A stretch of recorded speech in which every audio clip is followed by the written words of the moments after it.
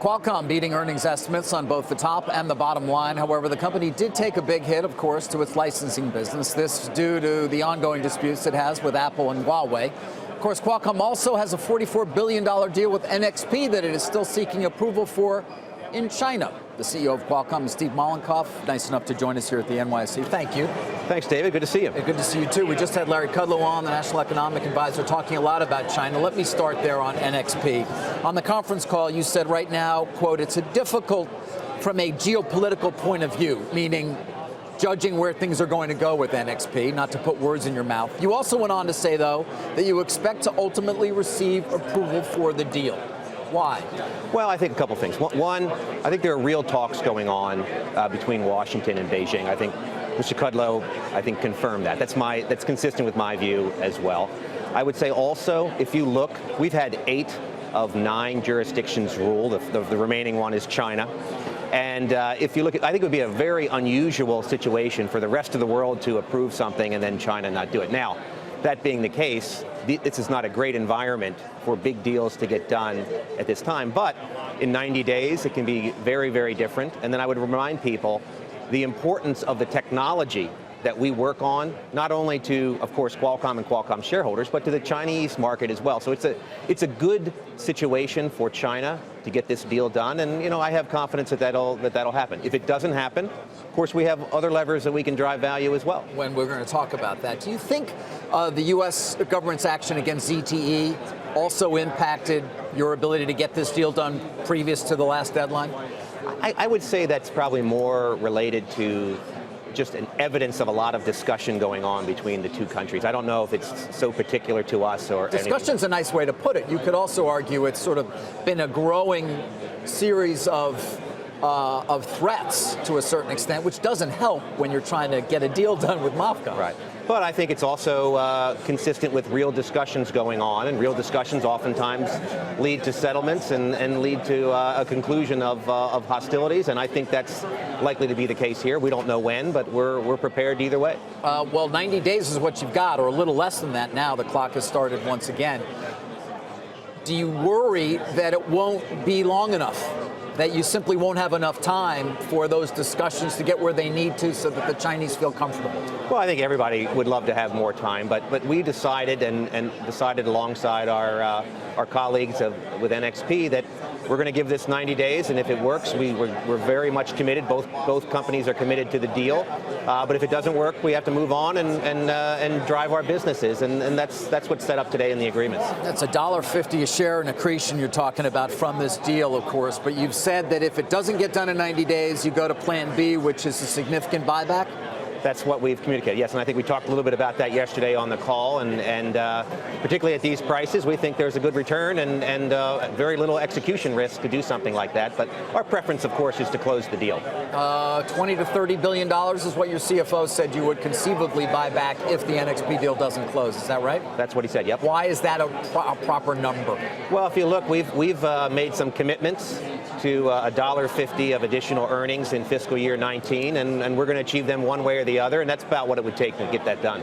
Are you getting any sort of dialogue with the Chinese right now in terms of if there's anything you need to do, or whether you really are hostage to the larger issues going on between these two countries? I think it's really the latter. I think we feel like we have a good active dialogue with MOFCOM as you would expect, but I think the environment just needs to move in a better position for us to get the deal done. All right, let's move on to other disputes. Apple, yes, and Huawei to a certain extent. It's been quite some time since the suppliers of Apple, of course, including Foxconn, have paid you for your licenses that they have with you. You're going to go to trial at some point. When is that going to be? Well, it's actually quite near, actually. If you look, we've talked about how the legal milestones that we've laid out, and if you look at our perspective of how this dispute has kind of transpired, it's kind of unfolded the way that we have described. Now, we didn't initiate it. We prefer that it didn't occur. But really, the legal milestones start to happen here in midsummer and then through the end of the year. So there will be a decision one way or the other, either through the courts or in the way that I think everybody would prefer in a settlement. here before the end of the year if we're lucky. I would refer our viewers to our previous interviews where we went into detail about sort of some of the key issues here. We'll make them available online so we don't have to deal with it here. Tim Cook is going to be deposed, I think, in June sometime. Does that become some area you think maybe gives you some leverage in terms of a settlement? I think in all cases, people don't like to have legal risk hanging over their head. And as you get closer to the legal milestones, the perspective of both companies, including Qualcomm, is such that I think the environment gets better to get a settlement. Whether that occurs in this case, we don't know. Of course, we have active dialogue with Apple. And what's that like? I mean, what is that active dialogue telling you right now? Well, it's very consistent with our view of our optimism that we'll be able to get this done and delivered in fiscal year 19, which is that there's just too many reasons for this to get settled, and the real forcing functions here are in the near term. I would have thought when you were deemed a national champion by the U.S. government, that would have been all they needed. Well, I think the reason, the significance of that is really a discussion of how important the technologies that we develop and invent are, not only to the United States, but I think worldwide. And so we look at that and say, wow, we are really working on technology that's important. On the other side, we also say, this is very valuable technology. We need to make sure we can deliver that value to our shareholders. And that's what the debate is about whenever we have discussions with a licensee. You didn't dispute my use of the word national champion. Do you view Qualcomm that way, given the CFIUS decision involving the Broadcom deal? I would say I view it as a description of how important the technologies that we work on are, not only to countries, but to economies. We've been lucky to put ourselves in a position where we're probably the best in the world at inventing these technologies, and the relevancy of these technologies, not only to cellular, but now to more industries, automotive, connected healthcare, the Internet of Things, AI as it moves toward the edge. That's all things that Qualcomm's going to enable, and people want to make sure that that's going to happen, because there are industries that are yet to be invented. They're going to be based on that technology happening. And I'm sure the U.S. wanted to make sure that they're going to be a player there. Right. Well, you mentioned some of the growth opportunities, something you haven't been able to talk about that much given all the other things that have been coming at you, whether it was the hostile bid from Broadcom, the CFIUS review, NXP, and I could go on and on. You're still comfortable with the $5.25 in non-GAAP fiscal year 19 EPS estimates? Yeah, absolutely. Now, that includes NXP if you get that done. Why are you confident? Well, we're confident for a couple of reasons. One is if you look at the 2 quarters that we reported, since we came out with those targets, which is in January. We had a good quarter in January. We just reported yesterday a quarter where we beat our midpoint of guidance by 10 cents. And I think we gave a guide that was consistent with our long-term model for fiscal year 19. So we're comfortable with those estimates, and we're working through the plan and delivering on the plan that we committed to. 1.755 billion of 3G and 4G phones shipped is your target for last year was, and this year it's 1.8 billion to 1.9 billion.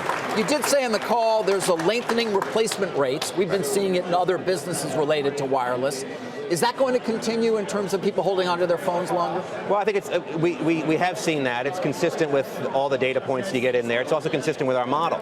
You've also seen some strength in ASPs, meaning that more expensive phones are being sold over time. And that's happening even at a time where a lot of the growth is happening in emerging markets.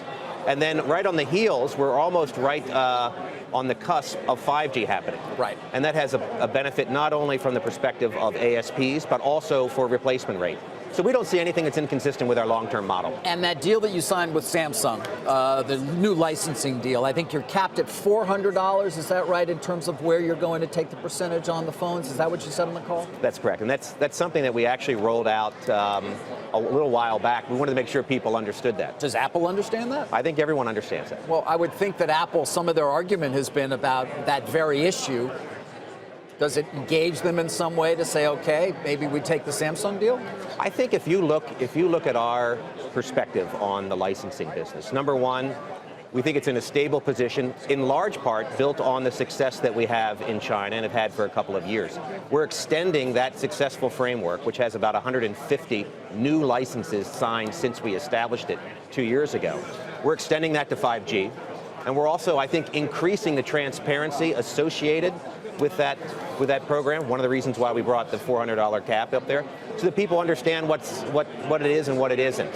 And we're rolling it out. We're preparing the industry for 5G, and we think that's going to include disputed licensees as well. And what do you tell long-suffering, to use that word, shareholders here, who've watched the stock decline, who saw an $82 or $79 bid from Broadcom go away, who've seen you battle with Jana and decide not to split the company, and then you have to engage with Broadcom and the NXP deal that goes on, not to mention the disputes with Apple. What do you tell them in terms of, okay, you got to stay with us, guys? Why? Well, I think we're focused very much on the things that we hope that they think we want to do. Number one, we're focused on closing NXP. If we don't close that, we're going to have another way to drive value. We're focused on resolving the licensee disputes, and the resolution, the legal milestones that we've been talking about, are very, very close to us. They're actually going to happen this year. We're also focused on getting our cost structure and getting the company more focused and in a nimble position and get the right cost structure for the industries that we play in. We already talked about $1 billion of cost that we're taking out. We started executing on that. And then probably the last one, in the middle of all of this turmoil and all of the things that the management team and I've had to deal with, our product portfolio is as strong as it's ever been, and you can see that in the 5G leadership that you see in the industry. So we're doing, I think, the 4 things that we need to do to make the stock rebound. We're all disappointed in where it is, but I think we're doing the right things. We're buoyed by the fact that we just reported a good, strong quarter in the core business, and look forward to continuing to execute. All right, well, we look forward to continuing this conversation, Steve. Thank you for taking the time. David, thank you. You're welcome. Steve Mollenkopf, CEO of Qualcomm.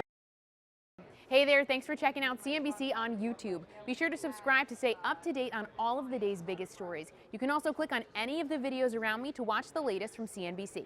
Thanks for watching.